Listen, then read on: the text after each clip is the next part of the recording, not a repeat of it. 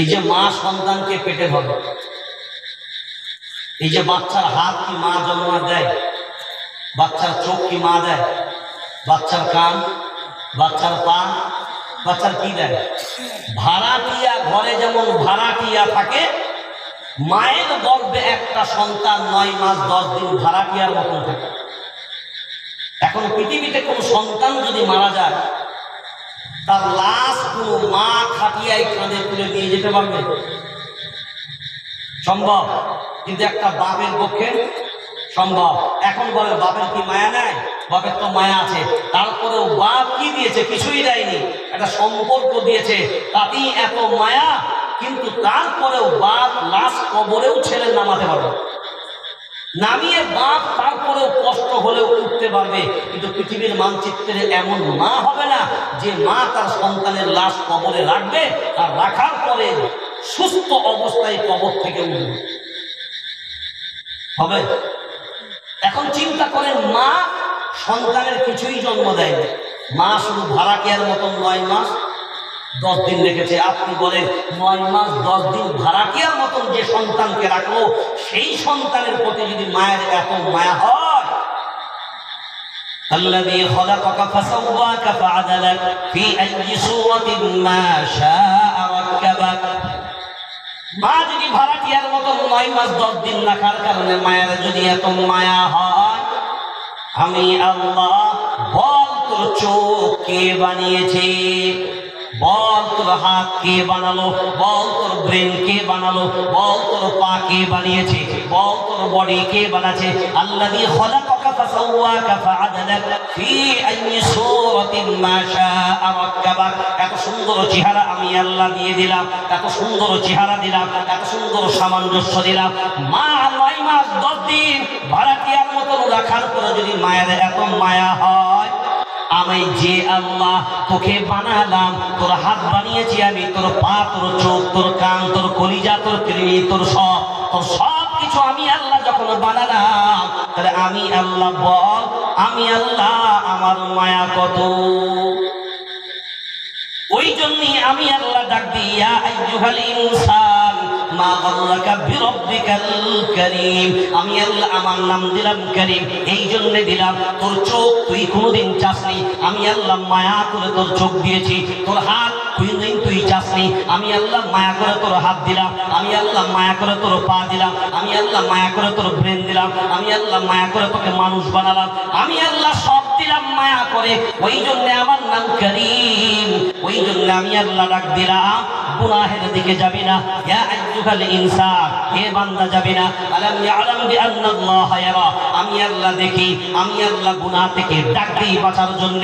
ভিন্ন দিকে আল্লাহ পরের শব্দ দিয়ে আল্লাহ শুরু করে দিলেন, কিরামান কাতিবিন ইয়ালামুনা মা তাফআলুন। শুধু দেখি তাই নয়, শুধু ডাকি তাই নয়, সঙ্গে সঙ্গে ফেরেশতারা তোর আমলগুলোকে লেখার জন্য রেডি আছে। ওই জন্য আমি আল্লাহ ডাকি, হে বান্দা করিস না, করবি আমার ফেরেশতারা লেখা শুরু করে দেবে।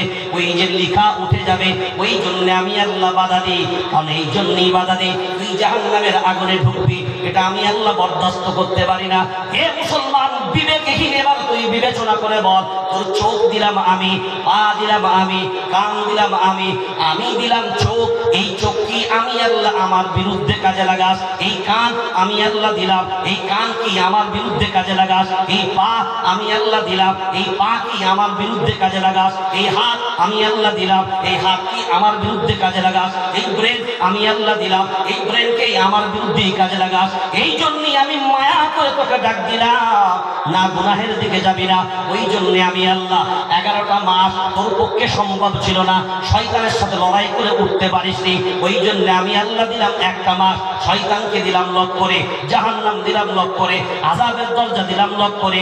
এরপর তোর জন্য খোলাসা করে দিলাম, 1টা মাস অন্তত ইবাদত কর, তওবা করে নে, ফিরে আয়। আমি আল্লাহ চাইলে তোকে আগামী রাস্তাটা তোকে প্রশস্ত করে দেব।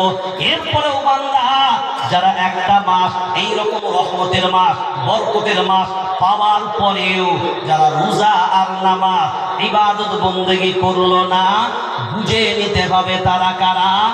ইয়া আইয়ুহাল্লাযীনা আমানু কুতিবা আলাইকুমুস সিয়াম হবে না, কারণ আল্লাহ নিজে বলেছেন, শুনে রেখে দাও, বান্দা যদি আমার সম্পর্কে জিজ্ঞাসা করে, ওয়াইদা সাআলাকা ইবাদি আন্নী ফাইন্নী করিব, বান্দা যদি জিজ্ঞাসা করে আল্লাহ কোথায়, আল্লাহ বান্দার কতটা নিকটে আছে, এক বাক্যে জবাব দিয়ে দেন, আমি আমার বান্দার এতটা নিকটে আছি, আমার থেকে নিকটে আর কেউ নাই। এখন বলেন চোখ দিয়েছেন কে?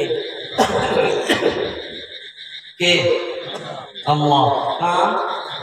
এখন বলেন এই কান কার বিরুদ্ধে ব্যবহার হবে? কথা বলেন। এখন বলেন আমি যে জিনিস দিলাম সেটা যদি আমার বিরুদ্ধেই ব্যবহার হয়, এ কত বড় নেমো খারাপ হতে পারে, কত বড় স্বার্থপর হতে পারে। এই পা আমি আল্লাহ দিলাম, এই পাকে আমার বিরুদ্ধেই কাজে লাগাবে। এই হাত আমি আল্লাহ দিলাম, এই হাতকে আমার বিরুদ্ধেই কাজে লাগাবে।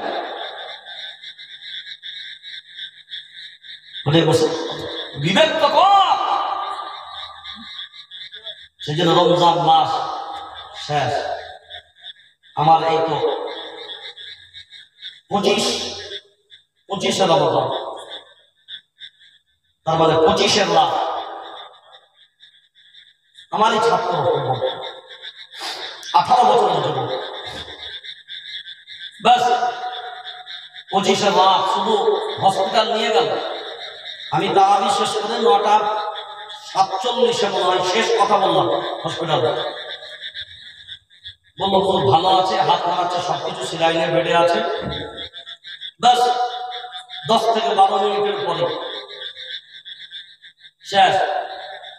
কত বছরের জন্য ধরে বল? এখানে তো 18 বছর বয়স কামড়ে হয়ে গেছে।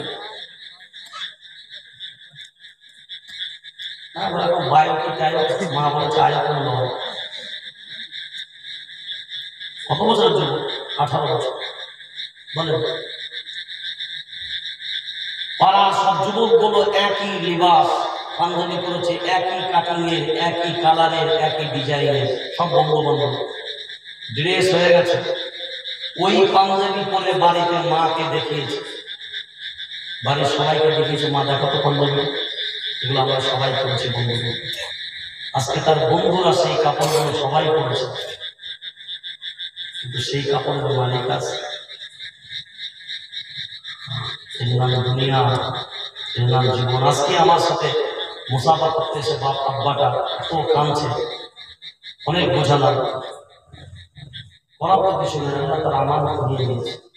আমারও যতদিন হায়াত আছে, ব্যাস যেদিন ডাক দিবে শেষ, সময় থাকতে থাকতে মূল্যটা বোঝে।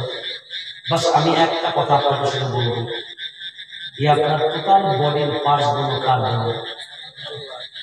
যদি দেওয়া আল্লাহর হয়, এই পার্টসগুলোকে আল্লাহর বিরুদ্ধে কাজে লাগানোটা আমাদের উচিত হয়েছে। এটা শুধু বিবেক দিয়ে হবে। আপনি সব প্রশ্নের জবাব পেলেন। হ্যাঁ, আল্লাহ তীক্ষ্ণ দৃষ্টি রাখছে আপনার উপর। নর্মাল আপনি মনে হচ্ছে রেলও ছিল নাকি? না, যেমন ক্যামেরাম্যান দেখেছে আল্লাহর নজর আছে, আবার তীক্ষ্ণ নজর আছে। সেজন্য বাংলা ফিরে আসে।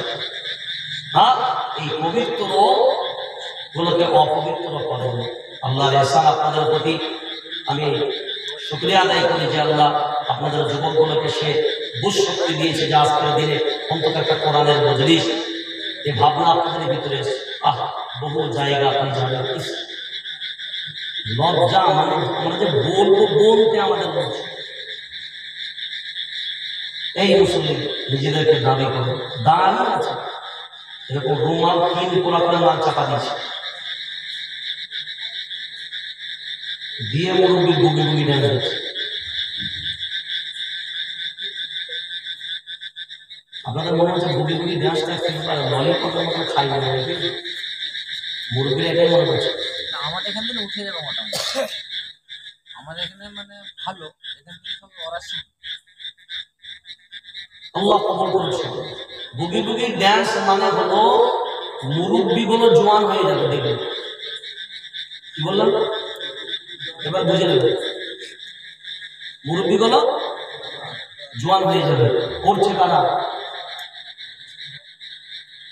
আজকে দেশের পরিস্থিতি এই জায়গায়, আল্লাহ দোয়া কবুল করছে না, তারপরেও জাতির এই ভাবনা। আর সব অনুষ্ঠানের পিছনে দেখছি এরকম বা সাইনবোর্ড, পবিত্র ঈদ উৎসব। কত বেহায়া, কত নির্লজ্জ। এবার শুনেন, আল্লাহ নবী একবার মসজিদের আপনার মদিনায় গেলেন। এই ঈদ আসলো কিভাবে? যাওয়ার পর আল্লাহ নবী সেখানকার সবাইকে জিজ্ঞেস করলেন, তোমরা উৎসব কিভাবে করো? বললে, আমরা বছরের দুটো দিনকে নির্দিষ্ট করে নিয়েছি, সেই দিনকে আমরা খেলাধুলা, নাচ গান যেরকম পারি নিজের ইচ্ছা মতো করে খুশি পালন করে নিই। আল্লাহ নবী বললেন, তোমরা শুকরিয়া আদায় করো, আল্লাহ তোমাদের জন্য বছরের দুটো দিন খুশির জন্য নির্দিষ্ট করে দিয়েছেন। একটা হলো ঈদের দিন, আর একটা হলো ঈদুল আযহা দিন। আর একটা প্রশ্ন যেটা আপনার আমি করেছিলাম, সেটা জানার এই জন্য দরকার যে আমরা ঈদের দিনটা রমজানের পরে পরেই কেন দেব? এর মূল একে যদি তফসিল ভাবে আপনার সামনে বর্ণনা করা হয়, অনেকটা সময়ের ব্যাপার, আপনি শুধু নির্যাসটা বোঝেন। এই জন্যই রোজার পরে পরে দেওয়া হয়েছে যে এই যে একটা মাস রোজাদাররা এত কষ্ট করে রোজা, সিয়াম, তারাবি সবকিছু পালন করলো, মা 9 মাস 10 দিন বাচ্চাকে যে গর্ভে ধারণ করে মা আরামে থাকে না? না কষ্টে থাকে? মা খেতে পারে না, শুতে পারে না, বসতে পারে না, আরাম করে শুতে পারে না, হাঁটতে পারে না, যন্ত্রণা, এই অমুক তমুক কষ্টে 9টা মাস 10 দিন কষ্টেই ভোগ করলো। এবার এদিকে দেখান, ওই যে 9 মাস 10 দিন কষ্টের পরে মা যখন সন্তানকে জন্ম দেয়, ওই সন্তান যখন মা একবার কোলে নেয় আর একটা কপালে চুমা দেয়, বিবেক দিয়ে ভাবনা চিন্তা করে, আপনাদের অভিজ্ঞতা হবে না, বাড়িতে গিয়ে নিজের মা ও স্ত্রীদেরকে জিজ্ঞাসা করবেন, একটা কপালে চুমা দেওয়ার সাথে এই 9 মাসের যন্ত্রণা আর মনে থাকে না? তেমনি আল্লাহ করলেন কি, যে মায়ের সন্তানকে চুমা দিলে যেমন মা তার 9 মাসের ব্যথা ভুলে যায়, আমার বান্দারা 30টা দিন, একটা মাস এত অক্লান্ত পরিশ্রম করে এই সিয়াম সাধন করবে। আমি আল্লাহ রমজানের পরে পরে এমন একটা ঈদের দিন নির্দিষ্ট করে দিলাম, আমার ওই রোজাদার বান্দারা যখন 2 রাকাত ওয়াজিব ঈদুল ফিতরের নামাজ আদায় করে নেয়, এই 1 মাসের কষ্ট আর ত্যাগ তাদের দিলের ভিতরে থাকে। বললাম না, আমি মূল্যায়ন করে দেখেন, এই যে 1 মাস কষ্ট করেছেন, আর কিছু মনে আছে? কষ্ট কারণ মনে আছে? আজকে শুধু ঈদের খুশিটাই আপনার নজরে, আপনার ব্রেনে রয়েছে, কারণ আল্লাহ ওই কষ্টটাকে একটা দিন নির্দিষ্ট করে আপনার মাঝখান থেকে আল্লাহ বসে। কত বড় মায়া, কত বড় দয়া, যে আমার 1 মাসের কষ্টটা আমার আল্লাহ তার বান্দাদের কাছে একদিনেই শেষ করে দেবে। এত মায়া দয়া, এত সব কিছু সিস্টেম রাখার পরেও এই জাতি যদি ফিরে না আসে, এই জাতি যদি বুঝতে না পারে, এর থেকে আর বলার কিছু নেই। সেই জন্য আল্লাহ আমাদেরকে পরিপূর্ণ, আল্লাহ যদি আগামী রমজান দেন, আমরা যেন তার পরিপূর্ণ হক আদায় করতে পারি এবং পরিপূর্ণ সেই রমজানের বরাকা যেন আমরা দিতে পারি। আল্লাহ আমাদের সকলকে তৌফিক দান করুক, এই দোয়া আমরা করি। আল্লাহ আমাদেরকে কবুল করুক। আল্লাহুম্মা সাল্লি আলা মুহাম্মাদ ওয়া আলা আলি মুহাম্মাদ কামা সাল্লাইতা আলা ইব্রাহিম ওয়া আলা আলি ইব্রাহিম إنك حميد مجيد. اللهم بارك على محمد وعلى آل محمد كما باركت على إبراهيم وعلى آل إبراهيم إنك حميد مجيد.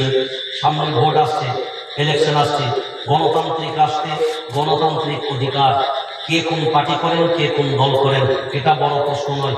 গণতান্ত্রিক অধিকারে কেউ কাউকে বাধা দেবেন না। কেউ কাউকে যদি তার নিজস্ব অধিকারে বাধা দেন, অন্যের হক নষ্ট করার পাপ হবে, অন্যের হক নষ্ট করার পাপ হবে। আর অন্যের হক নষ্ট করবে যারা, আল্লাহর কাছে মাফ পাবে না তারা। বান্দার হক বান্দার কাছেই ক্ষমা চাইতে হবে, আল্লাহর কাছে ক্ষমা চাইলে হবে না। গণতান্ত্রিক অধিকার, আপনি কাকে পছন্দ করেন এটা আপনার নিজস্ব ব্যক্তি স্বাধীনতা, এই অধিকার আপনি হরণ করতে পারেন না। সেই জন্য নির্বাচন হোক, সুষ্ঠুভাবে সব জায়গায় হোক। আপনারাও যারা এখানে আছেন কোনো রকমের লাফড়াবাজি ফেরেববাজিতে নয়, নিজের অধিকার নিজে প্রয়োগ করুন, যার যাকে ভালো লাগে। তবে সবসময় মাথায় রাখবেন, আমরা যেন নিজেদের ভিতরে ভাগাভাগি করে জালিমদের হাতকে মজবুত না করে। বাস এইটা মনে রাখবেন, আর কিচ্ছু লাগবে না। আমরা যেন নিজেরা ভাগাভাগি করে জালিমদের হাতকে যেন মজবুত না করে।